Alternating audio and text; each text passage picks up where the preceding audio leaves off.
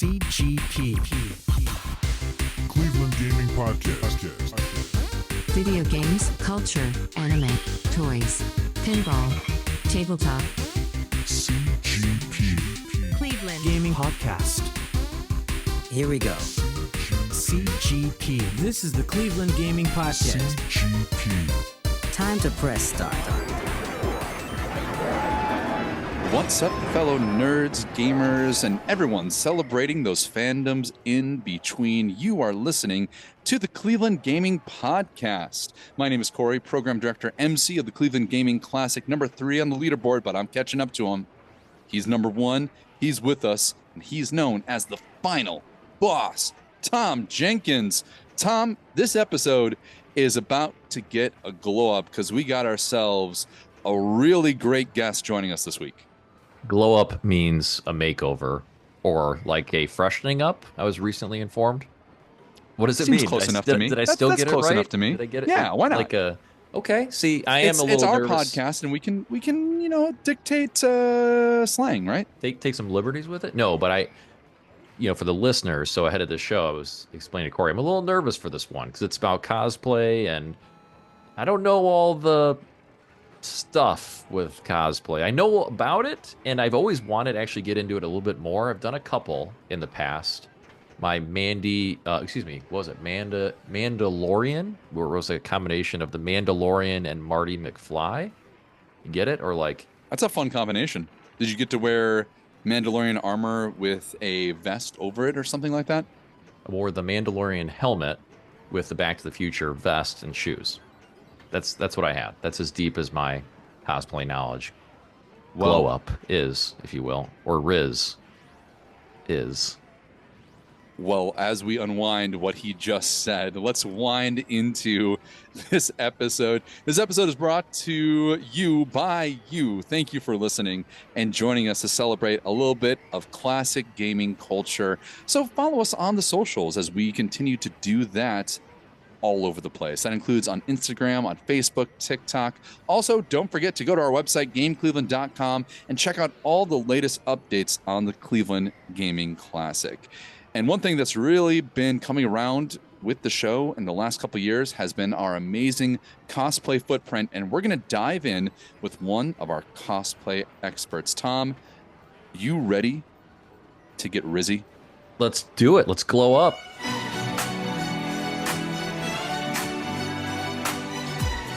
You're moving to Los Angeles? Yeah, so my contract is up here, so I'm moving to Los Angeles for work, and my husband's completely remote. So for him, it doesn't matter as much. So he kind of got stuck with the hard part of all the moving. He had to find the place that we're going to live in and rent for while we're there, and I've just kind of been hanging out and working on stuff. Well, I used to live out in Newport Beach, so just a little bit further south of there. So yeah.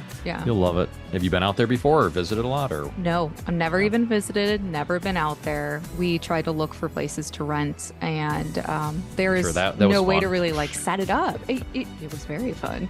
So when we moved, to Chicago from Portland, people were great. We were able to schedule meetings, find places that we wanted to live, have 10 different places, see them in a couple days. But LA, the turnover is so high that they really just don't do that. And everyone was really honest about it. They said that's not really something we do here. We're not going to plan to meet you because it's going to be rented in a day or so. So that was kind of frustrating. We had to do, everything we did was sight unseen. But thankfully, the internet, video chat, are there so that we could at least do it virtually. Speaking of the internet, I know this is a wonderful, smooth segue, but I was reviewing CGC last year, and I know, Michelle, you were on stage with us during the cosplay contest. Do you remember Simon, the boy from the Tim Misney eyebrow contest? Do you remember seeing that? I cannot think of him, but I remember that happening, and I remember him getting up there and everyone going wild. I can't think of his face, but yeah, I don't know why, but it kind of popped on my feed recently, I think in memories or something along that line. And I was thinking to myself, the kismet of him appearing is the same way that I feel like Siri sometimes listens to me, knowing that I had a meeting scheduled with you. I feel like the AI was like, connect the two things, show him thing that he's familiar with. Oh God, what has technology done to me? I was like, how do they put it together? I don't get it. It's like if Siri had a little like virtual animation. It's just Tim Misney eyebrow. Hey. Oh no. What can I help you with? Now suddenly I have this vision of Tim Misney and his eyebrow on Clippy. If you remember Clippy, the old Microsoft assistant. Yes, of course. Can someone in our audience please do a drawing of that? I would love to see a stern Clippy on a billboard with an eyebrow raised. That would be an absolute feature. But speaking of features, this week on the Cleveland Gaming Podcast, we are featuring an awesome special guest. She has been with CGC for years now. She is a cosplay extraordinaire, a winner of multiple contests, and of course, a great roaster of me on the stage. Michelle, don't think that I forgot about it at our game show last year. You savaged me, and I loved every second of it. Welcome to the show, Michelle Gray. Hey, welcome. Great to have you. Hey, thanks. I don't think I'm really going to get rid of the knowing that I roasted you on stage, but hey, it just went with it and you took it like a champ. So it was so good because I usually am pretty good at rebuttals, but it was too good. I had to let the Survey Says game show go on, and I'm like, she wins this round. And I feel like there's going to be some winning here today, but today is also a chance for us to get to know more about our special guests, more about the different sides of the Cleveland Gaming Classic. And Michelle, you represent a growing part of our demographic and a growing part of our show in particular, and that is the cosplay footprint. I love your Cora, by the way. I don't know, like my watch face for my Apple Watch is the moment with Cora and Azami at the end of the show. And I always love seeing it and the fan work that you did. I remember when you just randomly did fan work during our DJ dance party on Friday. Just so cool. I love it. I'm a huge Avatar fan, and by extension, Legend of Korra fan, and I just love cosplaying her and Katara. It's fun. People appreciate it. I get to get my flow props out for it, so it's always a good time. It truly is. Tom, have you seen Avatar: The Last Airbender or The Legend of Korra yet? I have not. I think you should put that on the to watch list. Like, not only is there a movie coming out soon, but I actually think that your boys would enjoy it, especially Avatar. Yeah, they've talked about it, and I think some of their friends, even for Halloween in the past, have done it. But I'm like, I don't know anything. So, or I sometimes say like, my brain can only absorb so much of different genres, and Avatar is definitely there for me. Give it a chance, Michelle. If we could recommend an episode to Tom to bring him into it. I mean, I don't know. Like, I guess you just like start with the pilot, but I would also suggest even a simple show like Tales of Ba Sing Se. Like, that would get me hooked. Oh, definitely, because you're seeing all of the characters. I think that's a really hard question to answer. I will say immediately my mind went to the Ember Island Players episode. Oh, that's so good. That would be terrible because it's them. It's like it's a lot of spoiler, kind of making but it fun is of them. But it does give fun. a kind of overview, I guess, of the plot. There's a lot of serious tones to that show, despite it being a children's show, and they handle those serious subjects very well. But at the same time, it's fun. There's a lot of humor. It's cute. It's happy. It's family friendly. So. There isn't one episode in particular that I think would be the best in show. I think it's something you just got to sit down and get through it. I'll check it out. Sold. Love that. Well, speaking of selling things, that was a terrible segue. I don't know. I'll edit it in post. It'll be fine. He's going to sell us something. Yeah, there you go. What I would love to know, Michelle, is whenever we bring a guest on, we ask a very important question. We're a video game convention. What are you playing right now? I love this question. I was so excited for this. So I have been really into farming sims, which, a lot of female gamers are. I am totally in that camp. After playing through the Harvest Moon Wind of Athos, which was one of the newer ones, I switched to a very similar game called Fae Farm, and that is my relax game. It is a farming sim. I'm sitting there, I'm relaxing, there's not anything too serious, anything like that. And it's my perfect game just to, shut down at the end of the day and play. But I will say, I watched the new Fallout show on Amazon Prime.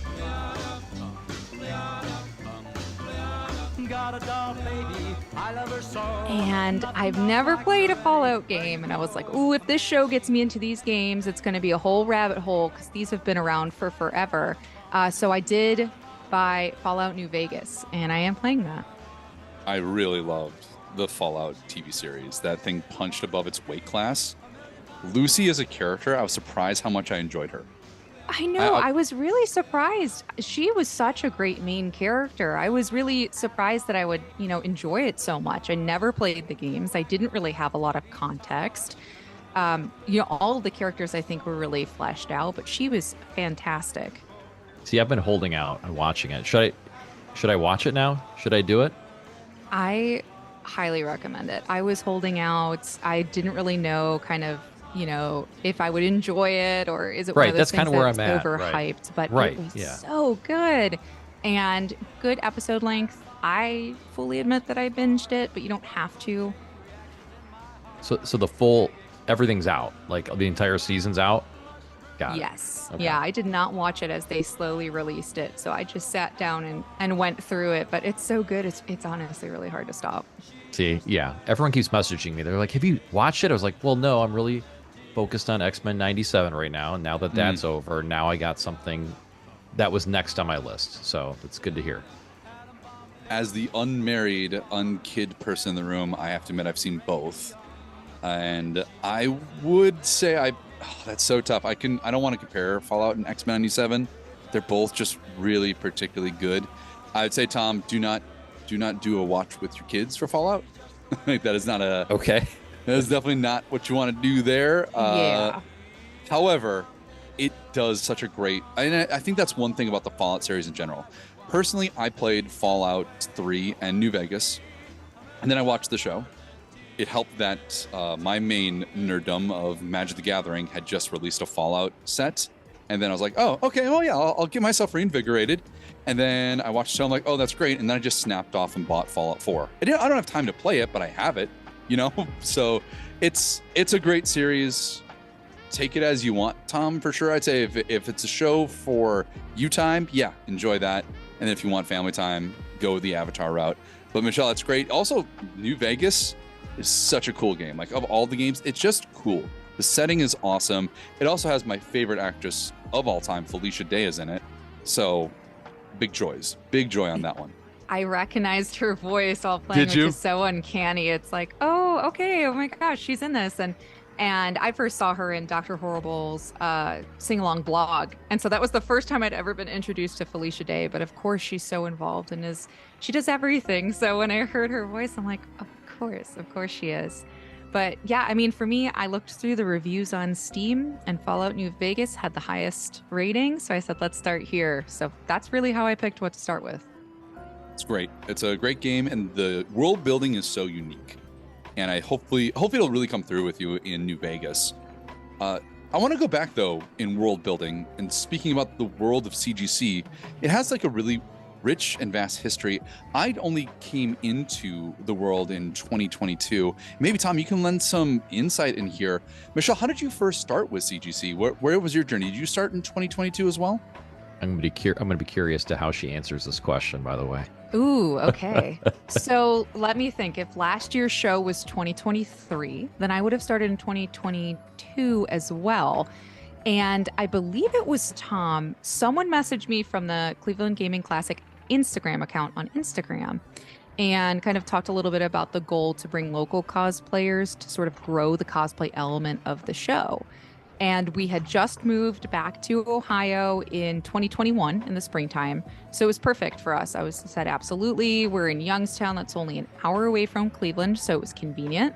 It was something that I've always wanted to do, to get involved with a show like this instead of being just, just an attendee, but to be a guest. So we were really excited about it. And yeah, I wanted to give it a go.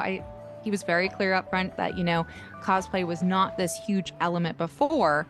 And this was kind of this effort to make it a bigger part of it. And lo and behold, that cosplay competition had so many people in it. and so many attendees in general were in cosplay. So from my standpoint, cosplay is pretty big there. But from what I understand, it wasn't like that before. Things just kind of came together at the right time. It sounds like the show's history right there. But yeah, you nailed it. And then you showed up and you're like, wait, we're in the basement of the IX Center? This is cool, I guess. I showed up and seeing where we walk around on the first floor, and I was like, oh, they decorated where the escalators are. That's so cute. It had Mario popping out of warp pipes. I'm like, this is so cute. And we're in the basement. I was like, oh my God. And we're going downstairs. Oh dear. It's a little scary down here, but everyone's real friendly. Hey, they put a fresh coat of paint on the walls. It was great in that basement. It's like part of the history now, too. People, it's funny on Facebook and stuff, or people are like, I remember when you guys were at the basement of the IX Center. And then, we tell people even the larger history. So it is kind of funny, right? It's just funny to see it grow. Yeah, and it's super cool to see it change, right? Only having been involved for about 2 years to go, oh, hey, do you remember when we were in the basement? A lot of us talked about that. And now we're on the main floor and everything's so open. And it's very cool. And last year was so much fun, not just with all the cosplayers and our wonderful judges that were there, like you, Michelle, but, I have to say, all that confetti launching was just so great. And, for anyone that are you rubbing it in? Corey, are you rubbing this in? No, I don't know what you're talking about, Tom. That's so weird. I mean, so, Michelle, clearly you would have been there to be there for the confetti launch. I mean, Michelle, so he's laying it on thick because it's been my lifelong goal with the show since it was like 40 people hanging out to have confetti cannons. And then I come to find after the show that we had confetti cannons and they launched them. And I'm like, how did I miss this? There's no way. He's like, yeah, you missed it. Oh my gosh. No, yeah. I didn't even know there was confetti cannons. Is it when it opened? I don't know. We were in that big conga line. It was a blur. There was a boombox. I don't know. Maybe confetti was in the background. It was not something I noticed either. Well, it was during the cosplay contest at the end when we had the photos come out, is when we had it launched once everyone had their trophies from the end of cosplay. See, that's just, my baseline background is just confetti cannons all the time. So I probably was like, this is normal. Did you brief Michelle ahead of time? You're like, when I mention confetti cannons, just deny. So you said, Corey. Tom, there was no briefing ahead of time between Michelle and I. I promise you that. Don't be suspicious. Don't be suspicious. Don't be suspicious. Don't be suspicious. Okay. But there's plenty of fireworks to be had still in the show. But what I think, Michelle, would be helpful, especially to some people coming to CGC, because it started first as Tecmo Cleveland. People are just playing Tecmo Bowl in a basement. And slowly the show has grown. And sometimes that growth, we get a chance to learn about new things when the horizons expands. And as one of our cosplay experts at CGC, I was wondering if you could maybe tell someone in our audience that maybe is wondering what exactly cosplay is about, maybe something that a normal person that doesn't do cosplay at a convention, what's something they may not know about the artistry and domains of cosplaying? Let's give them some insights. Sure. I think that's a great question. So, you can cosplay any way you want to. You can make it, you can thrift it, you can just buy it off the internet. There's no judgment. It's just about having fun, immersing yourself in that character, that fandom. That really is the goal at its heart of cosplay. And, especially for those who are hand making their costume, my biggest thing for people who are not into cosplay or not too familiar with it, just know that even the most basic appearing, low detail, handmade costume took hours and hours of someone's time and hard effort. And a good example of this is I remember when I first cosplayed Diva from Overwatch, I made her Junebug skin, which has a lot of details kind of all over it, down the arms, down the back. And it was the first time I'd ever made a catsuit cosplay. So sizing and everything was a huge issue. It's not typical sewing. I had to work with all this crazy stretch fabric. And it took so much of my time. I wore it to convention. And, people sometimes do give some unsolicited feedback, unfortunately, regarding some of the lack of detail to that, because those Overwatch skin designs are so detailed. But for me, it was the first time I'd ever made a bodysuit. It was the first time I had ever kind of sewn in foam elements to a costume onto it. It was a lot of firsts for me. So for me, it took so many hours. And just know that if someone is wearing something that, you know, maybe looks very obviously homemade, that there's so much effort and skill behind that. It takes a lot to get to the point where people are, you know, at that professional level. So I always am a big fan of looking at homemade cosplays, regardless of the level of detail that's in them or the level of sewing skill or foam work and things like that, because it takes a long time. So kudos to everyone who can make their own. I agree. And something I want to touch on, especially when you started giving us some good insights there, is that it isn't necessarily about making something. Sometimes it's about sourcing something and finding it, putting it all together. I recall last year in our teen division of the cosplay contest that there were two girls that were having a wonderful time at CGC last year, and they dressed up as Peach and Daisy. And I remember that they were just like having a wonderful time going on there, being on the stage and being able to showcase them, but they were also showcasing their friendship, and they wore the costume. They inhabited that character on that space on the stage and throughout the contest. And I thought that even just the act of being able to put that on and give that characterization, I thought was super fun. Even something as simple as a twirl or like the two of them giving a high five. I think that's just as much cosplay as it is creating anything. And I don't know if you have any insights to lend to that, Michelle, but I really appreciate even when someone finds something and puts it on and finds a way to celebrate something that they love, just as they enjoy things like Mario Kart and Mario Party. I could not agree more. For me, it's all about the experience. Whether you're going to want to be in a competition or you just want to walk around on the floor and enjoy the convention, just as someone who's just attending. For me, and I know exactly the two girls you're thinking of. They were you remember them too? Adorable. Yes. No, we loved them so much because at the end of the day, they're having fun. They're really putting the play in cosplay, right? They're playing that character. They clearly love it. You know, and that's the biggest part of it for me is, are you doing this because you want to play? Or are you doing this because you want to, you know, to kind of go into it at a professional level? There's lots of ways you might want to, you know, participate with cosplay. But for me, the emphasis is on the play, and those two girls absolutely did. And what I love too, Tom, is that you've created this space that people in the Cleveland area of different domains and skill levels, that they feel comfortable to come and do it. And I think that has a lot to do, you know, as someone just like you, Michelle, who's only been with CGC for 2 years now, has been something that's really great to see. Like, this convention is very family friendly and it's comfortable and open to people of all different types and kinds. And Tom, I got to give you some kudos to create that environment in the way that you did. And it's been really great to see, even over these 2 years, just the growth of the cosplay footprint at CGC. Yeah, it's awesome. You know, we get a lot of people that reach out to us ahead of time for the show, and they say, like, hey, you know, my kid wants to come. My son or daughter has never done cosplay. Can they do it? Should they do it? And our response is, like you said, Michelle, like, just do your best. Have fun. Doesn't matter. No one's there to judge you. Just have a good time. And it's funny because one of he's become actually a really good friend of mine now through the show, and his two kids had never done any kind of cosplay before. And now, like, even ahead of the show, for the past 2 years, I should say, they like work on their costumes months in advance. And it's all they talk about, and they're just hyped over it. And again, like you're saying, no matter the skill level, they're just having a great time and looking forward to it. So that's awesome to see.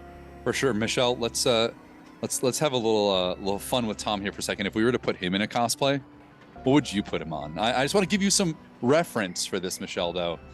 In a previous episode, we definitely discussed having Tom painted as Ian Malcolm from Jurassic Park and that, you know, the ab thing. And there was also talk about him like maybe putting on a Sephiroth wig. I don't know. Is there anything like, I'm thinking he could do a pretty good Kratos. I think there is one true and correct answer to this, and he needs to cosplay Pac-Man. He needs to take the suit to another level. There's a ball joke in there because Pac-Man's round ball. There he is. We couldn't go an episode without a ball joke. You have to get a ball joke, and that's the running. All right, I want to hear more about Pac-Man. Go ahead. I'm Michelle.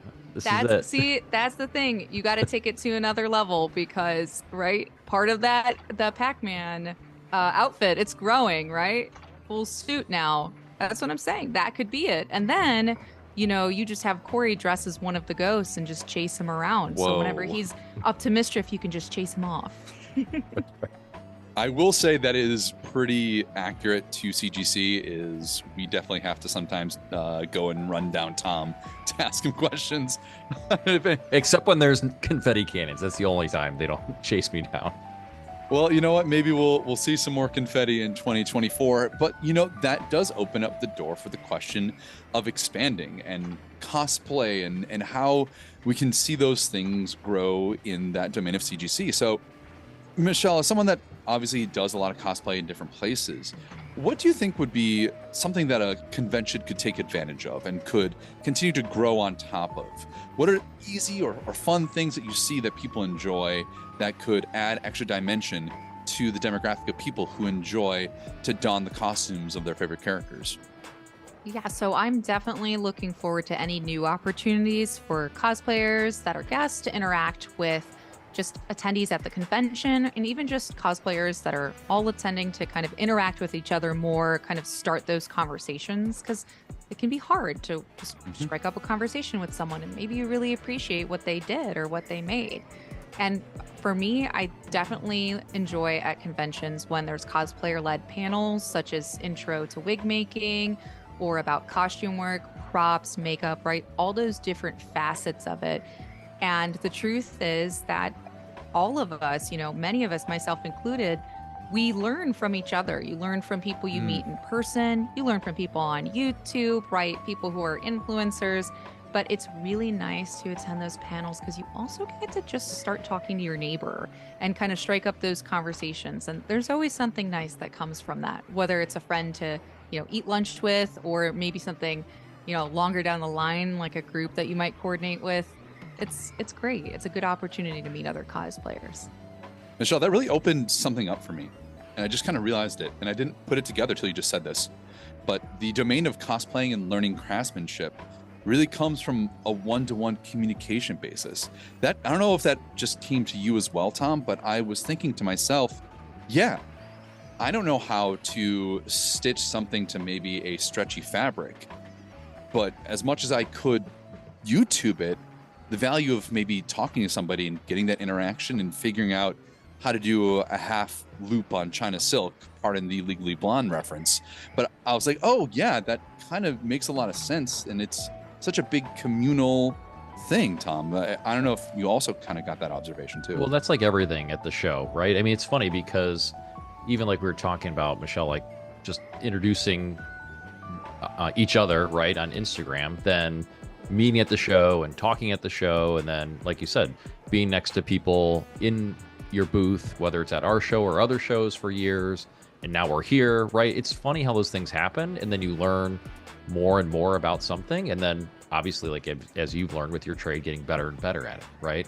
So, I mean, it all happens by opening up those types of doors and different opportunities for people to just connect and hang out, and like you're saying too, do panels with each other or demos with each other and just learn more about your craft. So it is just funny how it all comes full circle. So true. It really is. And speaking of expanding upon the cosplay of it all, Michelle, what do you think this year? Should we maybe instead of confetti, let's do cold sparks? Just to maybe get some of those like high energy cold sparks shooting all over the stage. And I think at that point Tom will have to take out the trash or something. You have to miss that one out too. Pizza boxes. I think that we just need more confetti. I mean, we need to end up like you've seen the married couple videos on TikTok where they just shoot off confetti cannons. I think we just need to make Tom's life confetti hell. And then that's when the IX Center says, who's cleaning up all this crap? And then we go back to the basement. See you later. Oh, man. Well, while we're picking up all the little bit of confetti, Tom, I have a confession to make. Tell me. I lied to you. I'm sorry. What? You asked earlier in this episode if Michelle and I did any kind of colluding or collusion ahead of time. And I regret to inform you that was, if I may open up the Maury envelope, that was a lie. The lie detector determined that was a lie.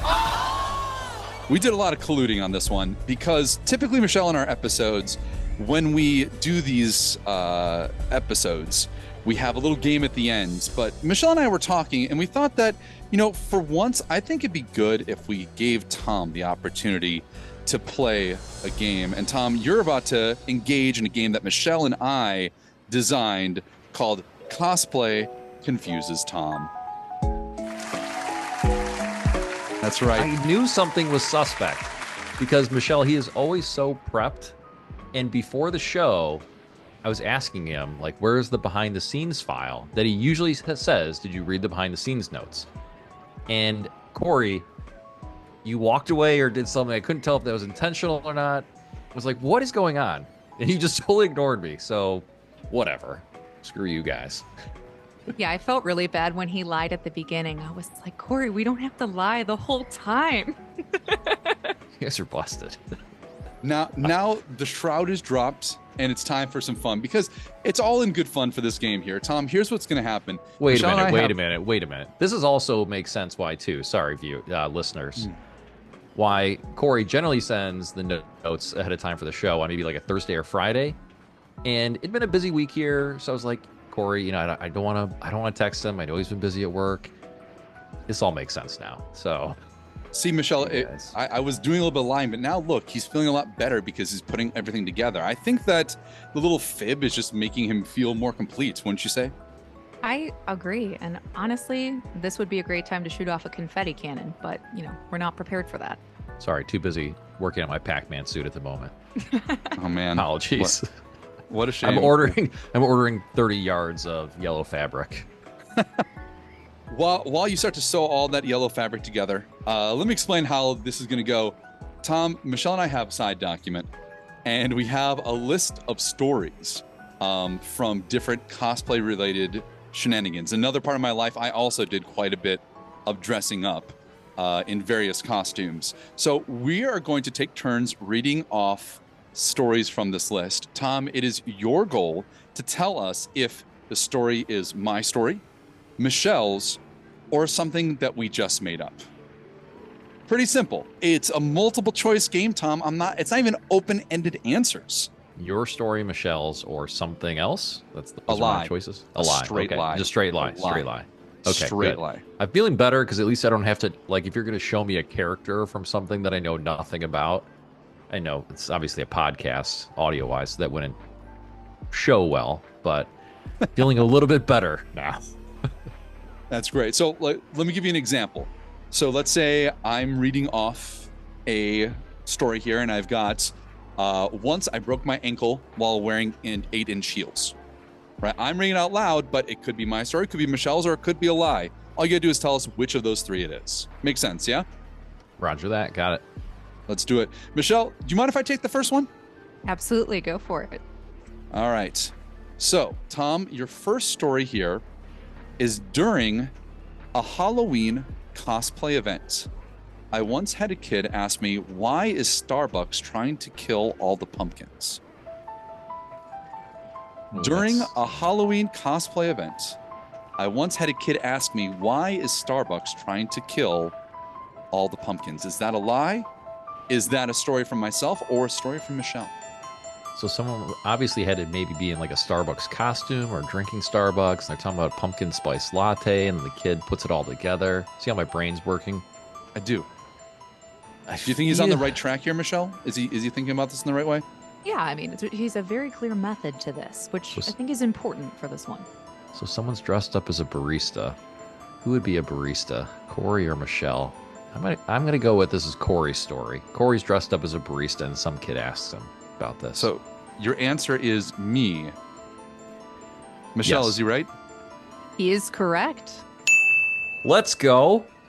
So it is me, but it's actually not a barista story. Okay. I was actually dressed up as the caretaker for a pumpkin tree. It was like a big pumpkin tree that was on multiple decks of the ship I was working on. And I was supposed to be the caretaker of this tree that was growing pumpkins. And this little 5-year-old just innocently walked up and was like, why does Starbucks want to kill all the pumpkins? And mommy's like, don't worry about it. And they're like is sipping a pumpkin spice latte at the same time.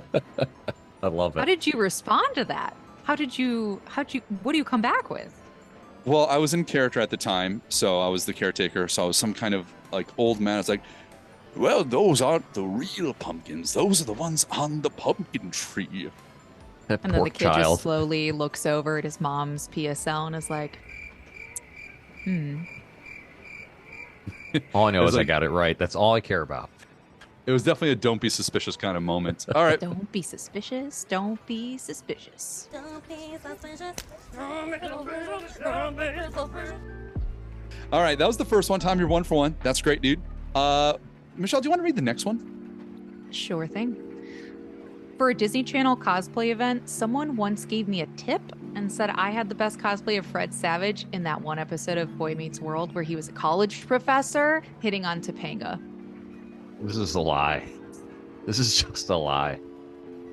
This is not true. That was a lie. Yeah, Tom, you're right. That's a lie. Yeah, that was really funny. I don't even know how you came up with that. That was really funny. There's all sorts of bad. So that one actually kind of it connects to me a little bit too, because my name is Cory and I look like Sean from Boy Meets World, and I was connecting it all together. Plus, Tom and I have had a couple conversations because one of our special guests is kind of connected to the Savage family, and it's exciting. He's actually one of the stars of the classic '90s film The Wizard. I don't know if you know that film, Michelle. I am not familiar. So I've got to watch some Fallout, and you need to watch The Wizard. Deal. Homework. Deal. I'm there. Okay. Michelle, just brace yourself. It is a super '90s film, though. That's okay. I'm a super 90s human, so. Rock and roll. All right, I'm going to take the next story here. Tom, is this mine, Michelle's, or a lie? During a convention, the rubber heel of my boot completely crumbled off with walking. I didn't notice until someone pointed out that I had a trail of crumbs behind me. All right. Now, Tom, I just want you to know before you answer, I did used to have to dress like a pirate, and I definitely had to wear pirate boots at one point. So I can't tell if you're trying to throw me off with that, and I am also thinking, is it too logical? Would Cory and Michelle pick like a Cory lie? Then do we have to give Michelle one just to play the order, or would you think that I think that you're going to do that? He's playing the man, not the game. He's being really meta about this. Is that going to be to his advantage or detriment, Michelle? I don't know. You might be overthinking it. Yeah, that's what I'm worried about too. But I'm going to go with my gut. I think it's Michelle. It's Michelle. Michelle, is you right? That's true. That did happen to me. Oh my goodness. It was my first convention ever. I went to OhioCon back in 2017, I want to say. And I thrifted the boots for my costume, and they had been loved a little bit too long. They just crumbled when I walked on them, and I didn't even know there was this trail of all these like rubber crumbs behind me. It was so embarrassing. I just tried to clean them up. Was it runoff from the heel of the boot? Is that what it was? Like the heel of the boot was essentially like a wedge-shaped boot. It was all just rubber, like a poured rubber heel to it, and it was just old. And so the pressure of actually walking on it all day caused it to sort of break apart and just crumble, just old, like dead rubber. And thank God I had actually brought a second pair of thrifted boots as well, but they were too small. So that's why I chose the crumbly ones. But after I made such a trail, I was like, okay, well, let me try my best to clean it up and we'll go change. Well, that's definitely a win. Just like Tom right now is 3 for 3. Wow, Maybe Tom. 3 for 3. Pretty good. I thought I was going to trick him with one of these so far, but he's sharp. I think it's in the strategy. It might be. I think it's the iced coffee too. I'm focused, guys. I'm here. I'm ready. Michelle, the next one's on you. All right. So I have never done a couple's cosplay with my husband. I've only done a couple's cosplay with my husband's best friend twice. Is that me? Is it Michelle, or is it a lie? Tom, you're careful not making assumptions here, which I appreciate. Yeah. I'm also going to think I'm going to go with Michelle on this. I'm going to pick Michelle on this. So that's true. That is a real story. So that is one of my stories. It is true. So my husband is not really into cosplay so much, but we used to do kind of cosplay like events back in Columbus. They used to have a big street Halloween festival called High Ball, and we used to make our costumes for that. That's really how I got into cosplay to begin with. But that's cool. The first year that I did it with them, we all cosplayed characters from Adventure Time, and his best friend cosplayed as Prince Gumball, and I cosplayed as Fiona. So it's sort of like the gender swap of the two main characters. And it was tough. Every photo op, he jumped into my arms and I had to carry him around. And then later we did Katara and Zuko at our first ever like real convention that we went to, which was OhioCon, which is not, I guess, an official, right, a canon ship, but it is there. And so it's just funny that every time my husband has done cosplay, he just wants to do his own thing. And his friend and I are always interested in kind of like the main love interest. So very different, but fun. All I know is I'm 4 for 4. Tom's focused on the W's right now, but yeah, will he's like writing his points down. Yeah, I am. I think Tom is, when we start going to our pre-convention season, he's going to really take this as a good ego boost going into it. This reminds me of Cleveland Gaming Classic in 2022 in the basement, where I got to play Exploding Kittens with Tom on stage. Oh, yeah. Oh my gosh, I totally forgot about that. Yeah, that was with Tim as well. I was familiar with the game, but I've never played it. And so I'm very organized and I like things a certain way. So I moved all my kittens around and organized them by type. And Tom immediately called out. He was like, well, I'm pretty sure all your, exploding cards are right here on the left. So I'm just going to take those. And I instantly lost. It was so funny. But I was like, I really didn't think about that. I'm in my own little world. And Tom's like, nope, you moved everything to the left. It's got to be one of those.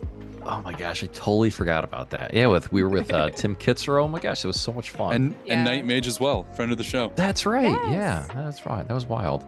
Oh, that was so much fun. Well, let's see if Tom can keep up his victories here with the next one. Your next story is, I once was in a cosplay flash mob that featured the best disco hits of He-Man.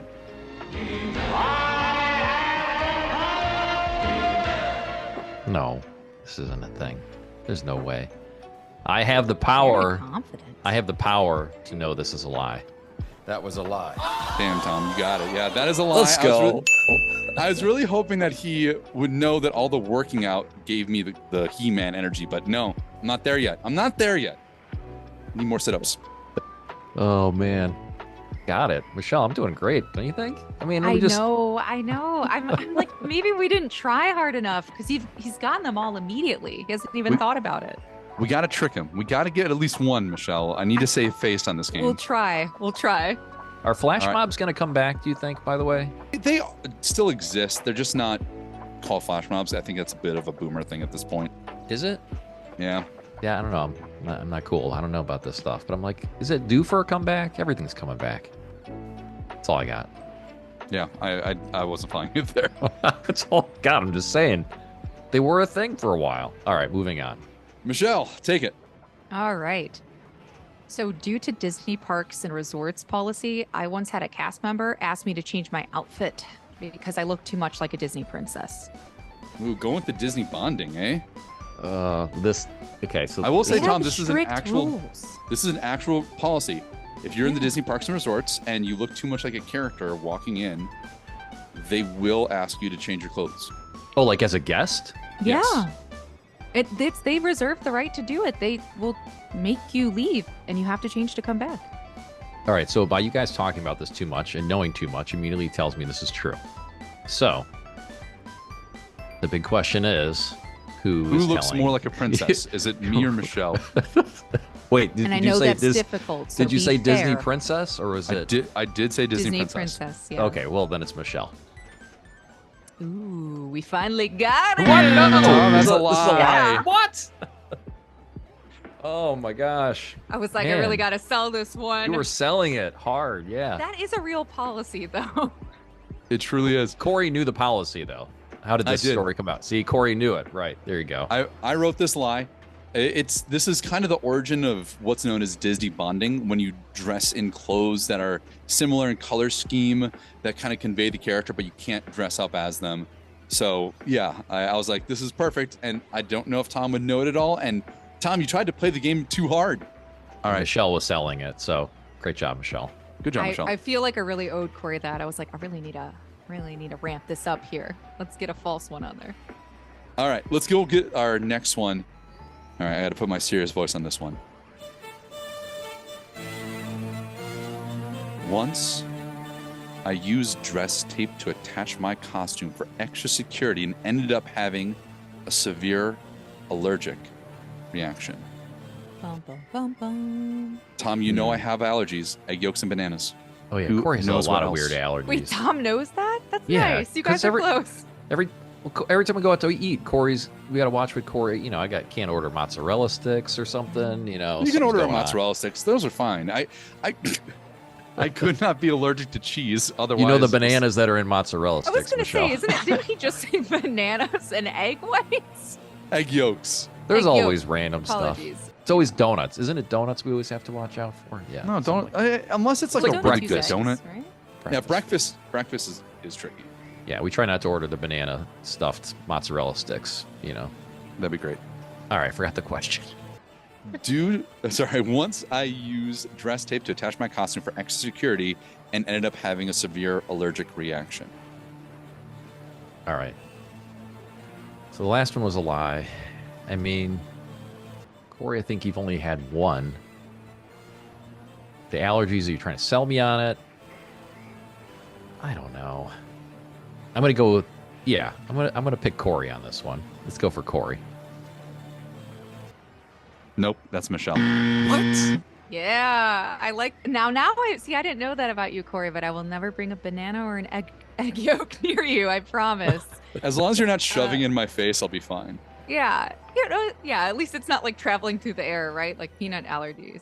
But no, this is actually a Cleveland Gaming Classic story when I was trying to think of things. So the first year that I came in 2022, I had I wanted to keep kind of the top of my costume separate from the bottom, but it kind of tucked underneath. So think about basically tucking your shirt in. And so I wanted to use dress tape to kind of keep the top in place, and I really wanted it to stay down. I didn't want it to roll up. And so I put some kind of on like my rib cage on the side. And throughout the day, I had such a good time. I'm not thinking, I'm like, I don't know, like my side is kind of itchy, but maybe I'm just sweating, maybe we're in a basement. It's okay.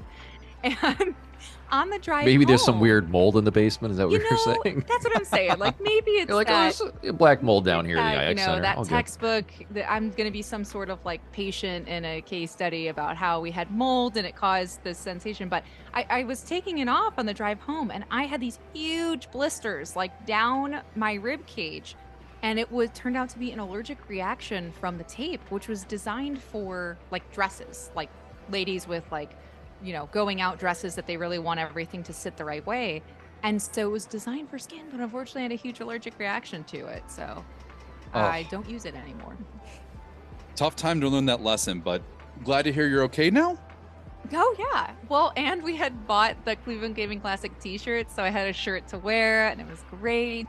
So it was not so bad in the end, but an odd and unexpected, unfortunate thing, but I'll avoid it. Don't bring tape. Don't stick tape to me, Cory, and I will not force feed you bananas and egg yolks. Sounds like a deal to me. Michelle, you got the next one. All right. While with a group of onlookers, one person was so excited that they peed all over the audience area. What? There's no way. What? With a group of onlookers, someone peed all over the audience area? Yeah. Yeah. Like the All right, area this- that they sit in. Yeah, Oh, like an gosh. area, yeah. Oh, that, yeah. Like an area. Like a space. Like a space. Like a length by a width. All right. Cory's getting into this one. Maybe height. No, this is a Cory story for sure. This is a Cory. Because he's yeah. Why is Cory. bodily functions? No, Cory this is a story? Disney cruise story for sure. Something weird. This is Cory. Michelle, this is Cory. I got it. Yeah, it's me. You're right. Hey. It's a Disney cruise story. Nailed it. I mean, only. Yeah, this was when I was Professor Stumpf und Klumpf in a fictional expedition looking for heffalumps, and a kid got so excited that their bladders just kind of lost control, and the entire audience area had to be relocated as we were searching for heffalumps. It was quite a time. This podcast brought to you by Disney Cruise Lines. but not actually. Give us all first. And not brought to you by OSHA. Definitely not. Or dress tape, or whatever dress tape. Or dress tape. All right, this last one here. I was going to ask him, like, we got to be getting pretty close to the end. I feel like we got one more. I don't know what the score is. What's the score? I'm out 2, right? You're out 2. You're out 2. That's pretty good. That's pretty good. You got one last one, Tom. Michelle, why don't you take this last one too? Your reading is just spot on. Oh, thank you. All right, the last one. I once got a black eye at a convention from spinning poi as a part of my Katara cosplay. I don't know what poi is. Is that food? It's a fair question, but it does sound like fish, doesn't it? So poi is just a ball at the end of a string. I usually wrap fabric around it. It's called a veil poi or a voi, and it makes that effect that makes it look like water bending, and it's something that I do with my Katara cosplay. So, you're spinning it. Fundamentally, it is like a heavy tennis ball sized orb at the end of a stick, at the end of a string, and it hit me in the face and gave me a black eye. Before you answer, Tom, you have to realize that she just explained all of that. Now you have to think. Gonna say. You have to now think: is she explaining it? Is she trying to trick you? Game the gamer, Michelle. I like it. Yeah, I couldn't tell if she was explaining it intentionally or not. Michelle, any commentary to add there before I answer? No. I mean, maybe it is a fish, and I just made up with what poi is. Maybe that was a lie. Yeah, I'm thinking this is deep here. But I'm going to go with, this is a Michelle story. I feel like, yeah, I'm going to go with it. Michelle? It is a lie. What? So I will You say. You sold it so hard. I will say, here's why I sold it, okay? Because it's based in some truth. I have hit myself with poi numerous times. Anyone who has ever spun poi knows, yeah, you're going to hit yourself in the eye. But usually not a fish, by the way. Not a fish. Not a fish. While I have hit myself in the head, I've never gotten a black eye. The ones that I use are really soft, so thankfully that hasn't happened yet. Usually it's the long silk tail that likes to get right in your cornea and then make your eyes water like crazy. But thankfully at this point, I have not gotten a black eye from spinning poi at a convention. And we're going to continue to hope that maintains true. Because that keep the streak. I'm gonna get a black eye next year, and I'm gonna be like, "Hey, do you remember when we talked about this and I said it didn't happen? No, it happened." Do you guys have any ice packs, by the way? Can someone call an ambulance? That brings us to the end of our 9 stories. Tom, you ended up 6 out of 9, solid 66%, and there's a lot of options there, but regardless. And for Michelle, your wonderful contribution and great lying, we all win. Hooray. I'm doing confetti here in my house. I don't know if anyone can see that, but we're throwing a bunch of paper in the air.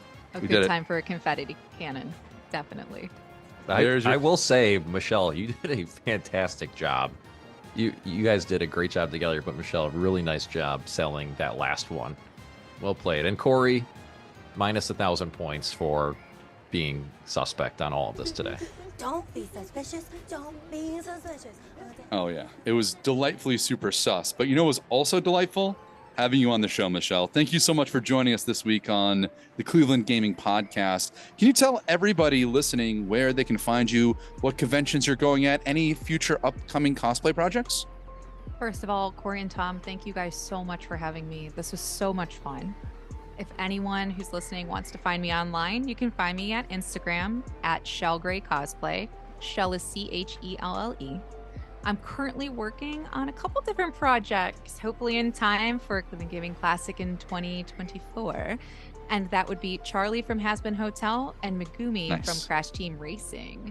So my next scheduled convention is the Cleveland Gaming Classic, which is on September 20th to 22nd, 2024.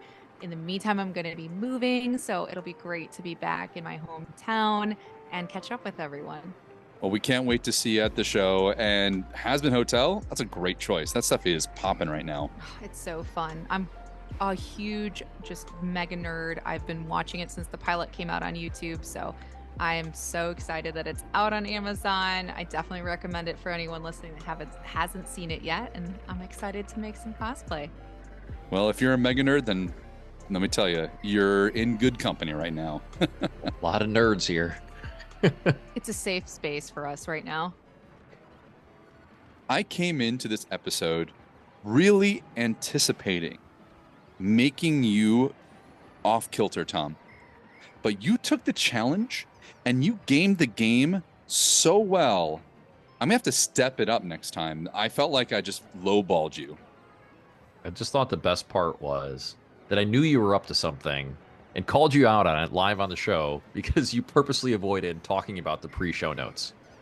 So I think that actually gets me extra points. So my 66.6%, I will round that up to a solid 70, which is a C-, which is passing. You're welcome. I'll give you 5 extra percentage points for the curve because it was a lot of multiple choice questions and a lot of permutations. Also, Michelle was just great, and I think you get that extra 5% point because she was just awesome. Yeah, she was fantastic. So thank you, Michelle, for being here. It was great. What a fun time. It truly was. And you know what's also going to be fun is the Cleveland Gaming Classic. And we want to know, are you going to come in cosplay? Do you have something that you've always wanted to dress up as? Maybe you want to be Captain Malcolm Reynolds like I do someday, but you just can't afford the jacket. Let me know in the comments on Facebook, Instagram, TikTok. That's the Cleveland Gaming Classic. And don't forget to visit our website, gamecleveland.com. Get your tickets today. We also got some really cool swag that you could take away as well for 2024. This show is going to be fun on a bun. But Corey, I'm thinking it's about time we hit save on this file for now. I think that's a wise measure. Thanks, everyone, for listening. I'm getting pretty good at these sign-offs. Sorry, Corey. I just have to tell you, I'm getting pretty good at these sign-offs now. You were, and then I did the whole, I was about to go into the outro thing, which is going to be a fun edit for me later on, but that's okay. He's still getting there. My name is Corey. Final Boss Tom. And this has been the Cleveland Gaming Podcast. We'll check you on the next one, friends. CGP. Cleveland Gaming Podcast. Powering down.